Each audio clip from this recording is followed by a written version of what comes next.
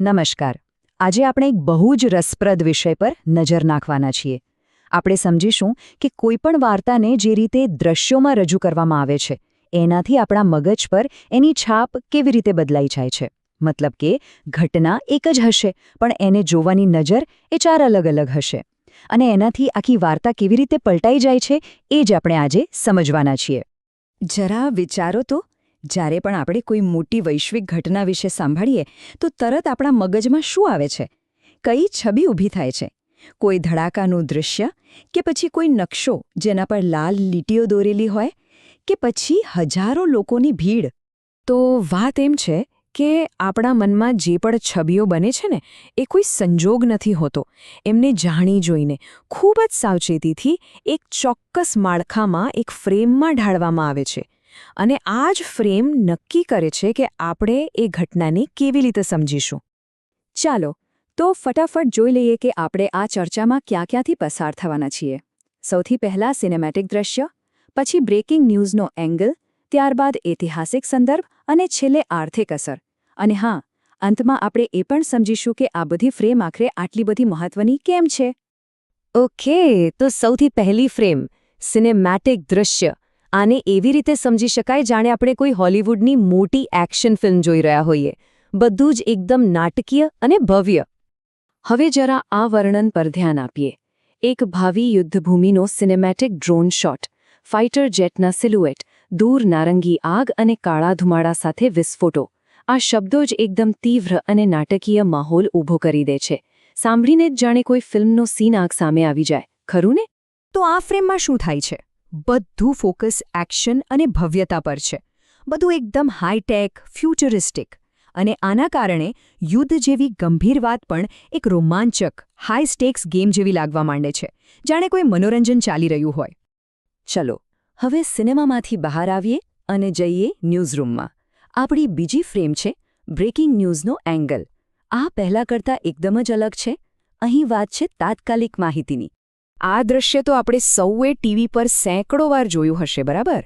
દુનિયાનો નકશો, એમાં કોઈક જગ્યા લાલ રંગથી હાઇલાઇટ કરેલી, એના પર ચાલતી લાઈનો, અને નીચે તો પેલી સતત દોડતી બ્રેકિંગ ન્યૂઝની પટ્ટી.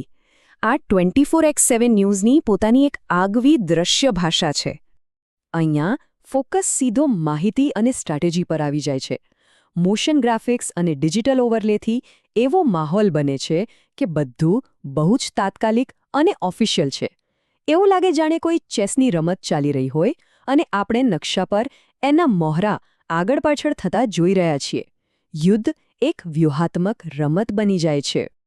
ઓકે, તો એક્શન ફિલ્મ જોઈ લીધી, ન્યૂઝ બુલેટિન પણ જોઈ લીધું. હવે સમય છે થોડું પાછળ જવાનો.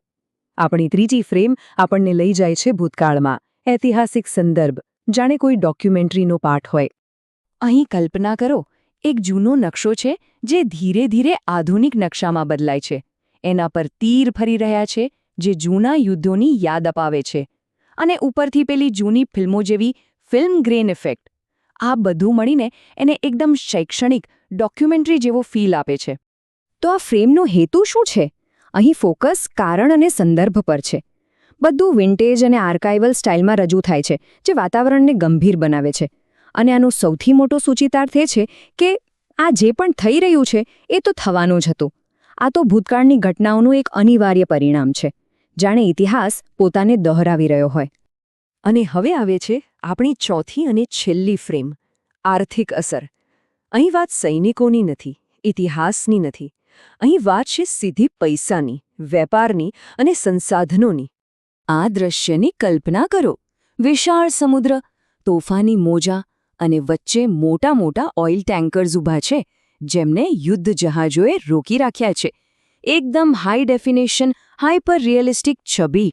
આ એક જ દ્રશ્ય આખા વૈશ્વિક આર્થિક તણાવને બતાવી દે છે. તો આ લેન્સનો ફોકસ શું છે? સંસાધનો અને વેપાર. શૈલી એકદમ રિયાલિસ્ટિક છે, પણ સિનેમેટિક ટ્વિસ્ટ સાથે. આનાથી એક તણાવપૂર્ણ અને ભયજનક માહોલ બને છે. અને સંદેશો સ્પષ્ટ છે. યુદ્ધ એ માત્ર સરહદો પર નથી લડાતું, એ વૈશ્વિક સપ્લાય ચેન અને બજારની સ્થિરતા માટે પણ એક મોટો ખતરો છે. તો આપણે 4 અલગ અલગ દુનિયાની મુલાકાત લીધી, 4 અલગ અલગ લેન્સથી એક જ ઘટનાને જોઈ. હવે સવાલ એ થાય છે કે આ બધું આટલું મહત્વનું કેમ છે? ચાલો આ બધાને જોડીને આખી વાતનો સાર સમજીએ. આ ટેબલ પર એક નજર નાખો. આખી વાતનો નિચોડ અહીં છે. એક લેન્સ કહે છે આ તો એક્શન મૂવી છે. બીજો કહે છે ના, આ તો શતરંજની રમત છે. ત્રીજો કહે છે આ તો ઇતિહાસનું પુનરાવર્તન છે. અને ચોથો કહે છે આ તો બજારની ઉથલપાથલ છે. જુઓ, ઘટના એક જ, પણ વાર્તાઓ કેટલી બધી અલગ. અને આ જ આખા વિશ્લેષણનો કેન્દ્રબિંદુ છે. સૌથી નિર્ણાયક વાત, જેવી તમે ફ્રેમ બદલો છો, આખી વાર્તા જ બદલાઈ જાય છે. હકીકત એ જ રહે છે, પણ એને સમજવાની આપણી રીત સંપૂર્ણપણે પલટાઈ જાય છે. અને એ પણ યાદ રાખવું જોઈએ કે આ વાત કોઈ એક ઘટના કે એક વિષય પૂરતી સીમિત નથી. આજના જમાનામાં જ્યાં આપણી પર ચારે બાજુથી માહિતીનો વરસાદ થઈ રહ્યો છે, ત્યાં આ સમજ હોવી એ એક ખૂબ જ જરૂરી સ્કિલ છે. આ મીડિયાને સમજવાની એક ચાવી છે. તો હવે પછી જ્યારે પણ કોઈ સમાચાર, કોઈ સ્ટોરી, કોઈ વિડિયો સામે આવે, ત્યારે પોતાની જાતને એક સવાલ જરૂર પૂછવો. મને કઈ ફ્રેમ બતાવવામાં આવી રહી છે? અને એનાથી પણ વધારે મહત્વનો સવાલ, આ ફ્રેમમાં શું નથી બતાવવામાં આવી રહ્યો? બસ આ જ વિચાર સાથે આજની વાત અહીં પૂરી કરીએ છીએ.